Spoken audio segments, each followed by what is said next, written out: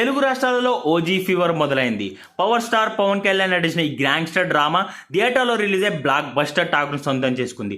Saaho director Sujith తెరకెక్కించిన OG సినిమాలో పవన్ కళ్యాణ్తో పాటు పలువురు స్టార్స్ నటించారు.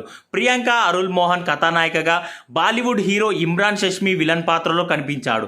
అలాగే సీనియర్ నటి శ్రియారెడ్డి, అర్జున్ దాస్, జగపతి బాబు, ప్రకాష్ రాజ్, శుభలేఖ సుధాకర్, రావు రమేష్, హరీష్ ఉత్తమన్, అభిమన్యు సింగ్, వెన్నెల కిషోర్, వెంకట్ ఇలా స్టారాది స్టార్ సినిమాలో వివిధ పాత్రలు పోషించారు. అలాగే డీజే టిల్లు బ్యూటీ నేహా శెట్టి ఓ స్పెషల్ సాంగ్లో సందడి చేసింది. ఈ నేపథ్యంలో ఓజీ నటుల రెమ్యునరేషన్పై సామాజిక మాధ్యమాల్లో ఆసక్తి చర్చ నడుస్తుంది. ఓజీ సినిమాకు మెయిన్ పిల్లర్ పవన్ కళ్యాణే కాబట్టి తనకున్న క్రేజ్ దృష్ట్యా 100 కోట్ల వరకు పారితోషికం తీసుకున్నాడు పవన్ కళ్యాణ్. అలాగే డైరెక్ట్ సుజిత్ ఈ చిత్రాన్ని 6 నుంచి 8 కోట్ల వరకు చార్జ్ చేసినట్టు టాక్.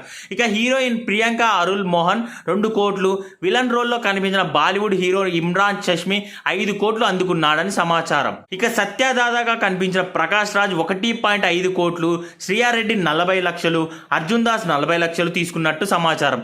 అలాగే సంగీత దర్శకుడు తమన్ 5 కోట్లు చార్జ్ చేసినట్టు తెలుస్తుంది. మిగతా నటీనటులు టెక్నీషియన్లు కూడా భారీగానే రెమ్యునరేషన్ అందుకున్నారని సమాచారం.